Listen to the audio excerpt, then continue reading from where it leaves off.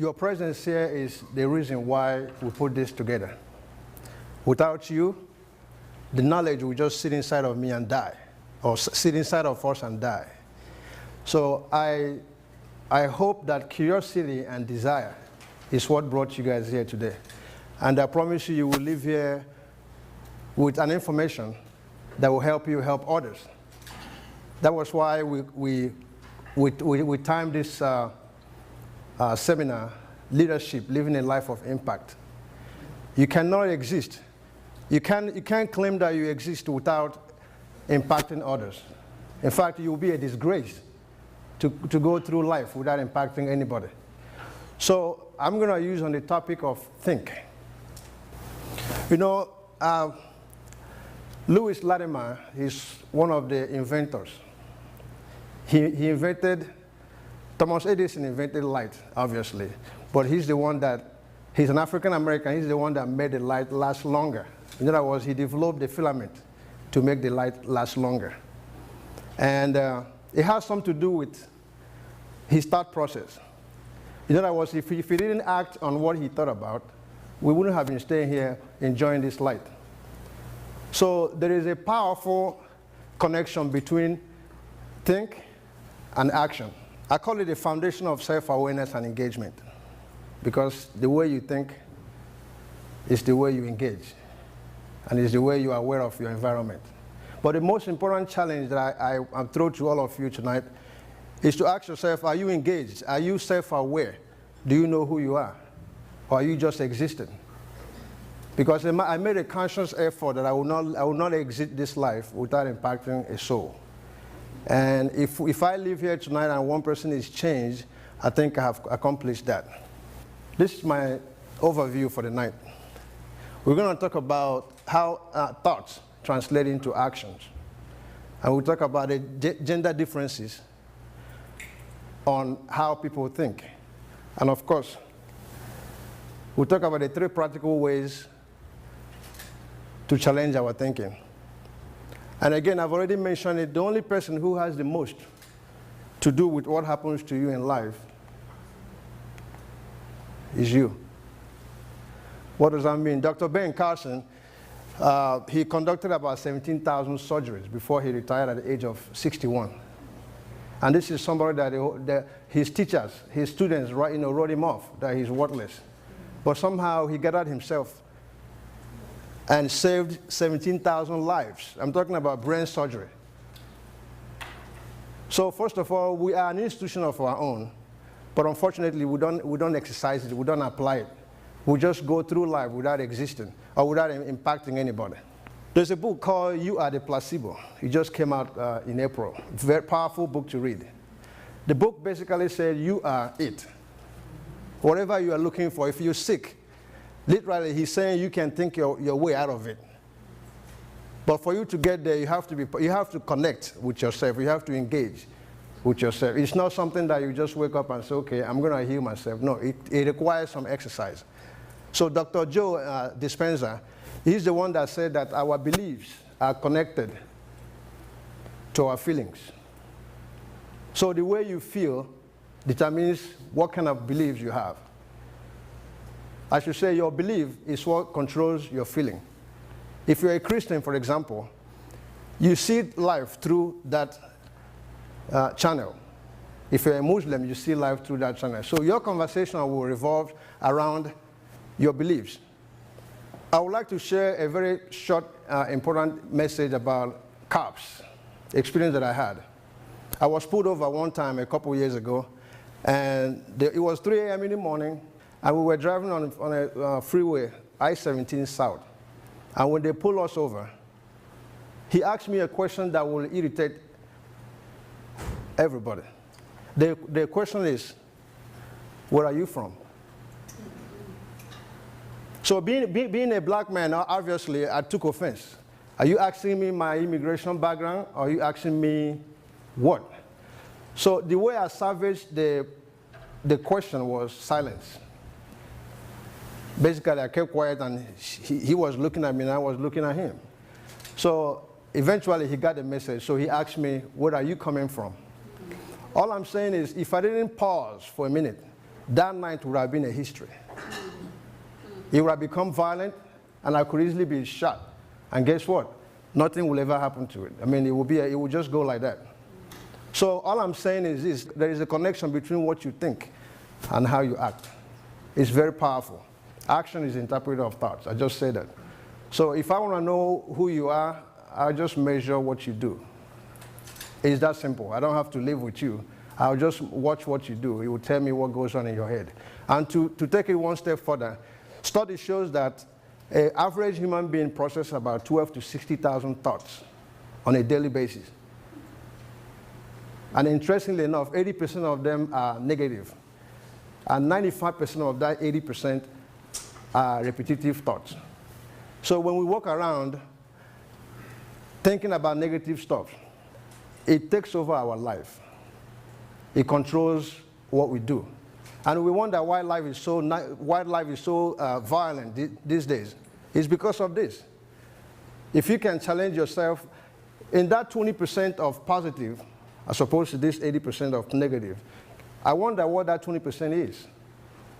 I wonder whether you think really, is it, if I want to take a shower, that's a positive thought. If I want to eat, that's a positive thought. So that 20%, is it really impacting people, or just you? That's something that you need to pay attention to. And the next one is a recent study done from Virginia University showed that 67% of men hate staying with their thoughts alone. In other words, we hate staying alone with our thoughts, as opposed to 25% of women. And then that explains it also why men get in more trouble than women. Why? Because we don't have time to articulate our thoughts. We're trying to run away from our thoughts. In the process, we get more in trouble. So what I'm saying is pay attention to what you think, because it will demonstrate who you are. The last one on this slide is people prefer to do something as opposed to doing nothing. And that's dangerous, because you're just a moving machine. You're not paying attention to what you're doing. Now let's talk about the 3 practical ways to challenge our thinking. Number 1, I simplified it. To exercise soul searching, which is also called self-inventory. You don't need to be a graduate. You don't need to be a PhD holder to have a decent conversation with yourself. Do a little self-inventory. How did I do today? Ask yourself that question on a daily basis. At the end of your shift, ask yourself, how did I interact with my spouse? How did I interact with my manager or employee? Ask yourself that question. Because, like I said, action is interpreter of thoughts. The second one is avoid willful ignorance. I will explain it more. And the last one on this slide is response as opposed to reacting to situations. How to exercise our soul searching. Number 1, think about your own thinking. In other words, don't just act. You have to, at some point, process what you have already thought about. Process it before you act. Because that's where we mess up. We jump into conclusion too soon. A statistician called Deming said that without data, you are just another person with opinion. If you don't have a data, don't waste your time telling me your stories. I don't want to hear it. I want evidence. So if you don't have evidence, forget it. Now you have to be open to your conversation. Be honest to yourself. Because I always said that, can you sing a song when you are in the valley of tears? Behind closed doors at the midnight hour, when you are going through your problems, can you actually sing a song? That means, can you process? Can you have what psychologists call desire thinking? Desire thinking simply means you think on a positive aspect of life as opposed to negative. And of course, you have to have, if you can't communicate with people, the evidence suggests that you don't know how to communicate with yourself. Simple. Because if you know how to communicate to yourself, it's easy to communicate to somebody else. Avoid willful ignorance. There are 3 types of ignorance. Number 1 is what is called ordinary ignorance. Number 2 is called willful ignorance. And of course, the third one is called higher ignorance. What does that mean? Ordinary ignorance is simply you don't know. For example, if you're driving to this location, you don't have the GPS. It's basic. I don't know it. You seek for answer.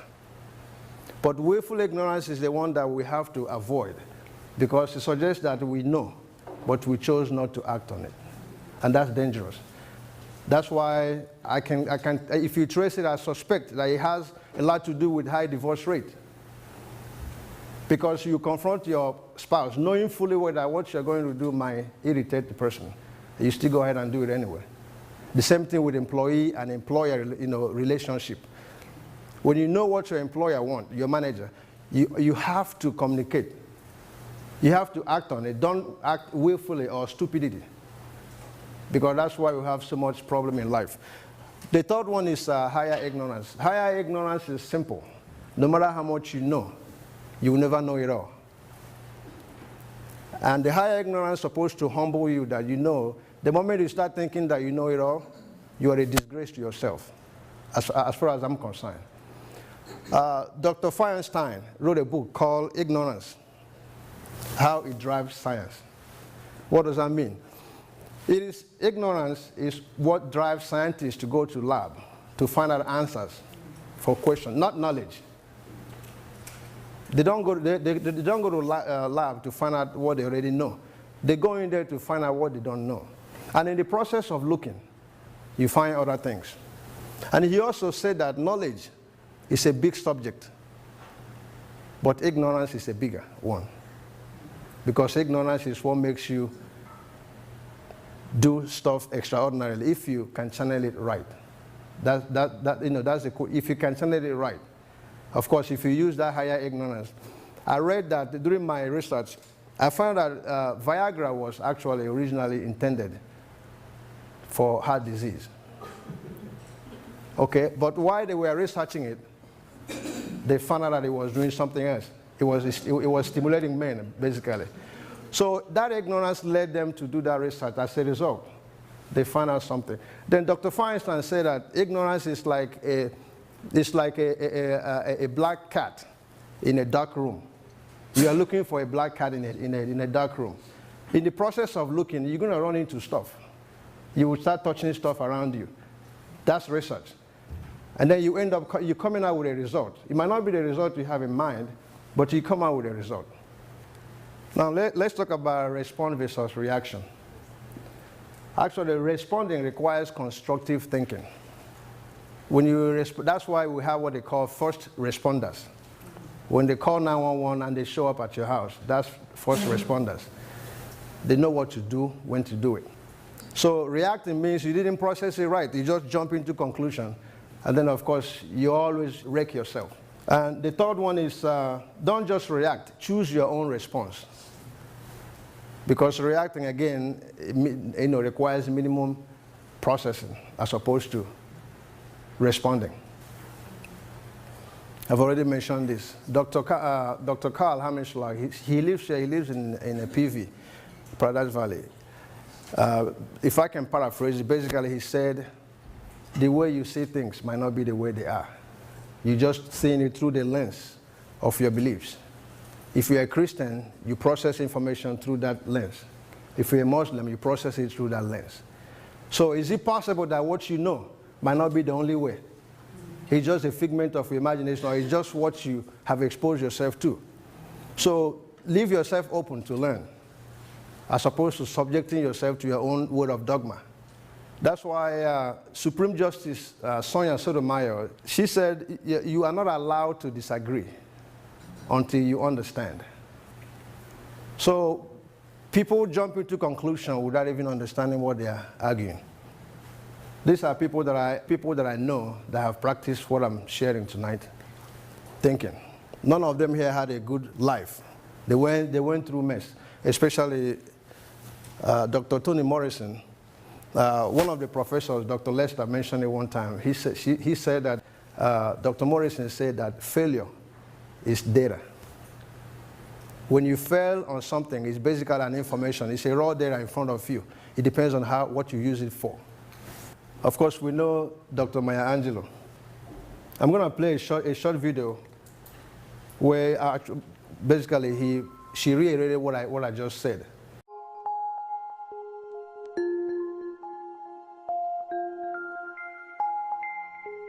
If I think of my life as a class and what I've really learned, I've learned a few things.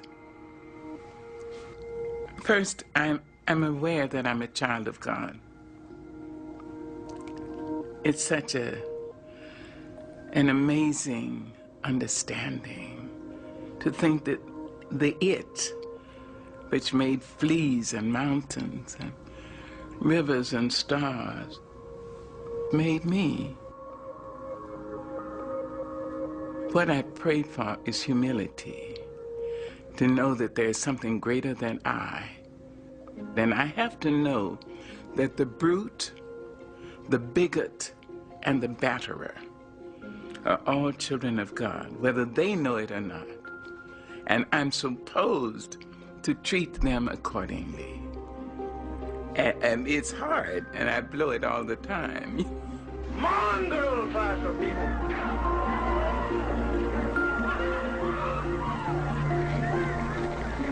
I'd like everybody to think of a statement by Terence.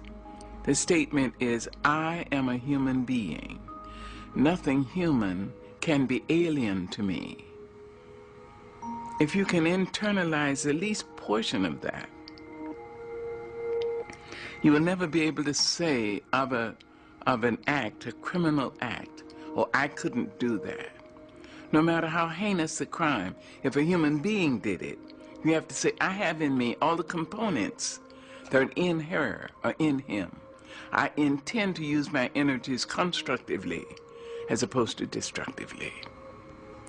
If you can do that about the negative, just think what you can do about the positive. If a human being dreams a great dream, dares to love somebody, if a human being dares to be Martin King or Mahatma Gandhi or Mother Teresa or Malcolm X, if a human being dares to be bigger than the condition into which she or he was born, it means so can you. And so you can try to stretch yourself. So you can internalize, homo sum, humani nihila me alienum puto. I am a human being. Nothing human can be alien to me. That's one thing I'm learning. If you pay attention to what she said, what I picked there is the word, she always said, I am, I am, I am. Nothing will ever happen to you without your permission. I know that for a fact. So the bottom line is you have to marry your own thoughts. You have to understand that you are what you think. I mean, there is no question about that. What have we learned tonight? We have learned that action is interpreter of our thoughts. The way we think is the way we act. And I hope we also understand that we are the architect of our own destiny, of our own thoughts. And of course, we understand that gender differences make a big difference in life. And of course, life is what you make it to be. Thank you.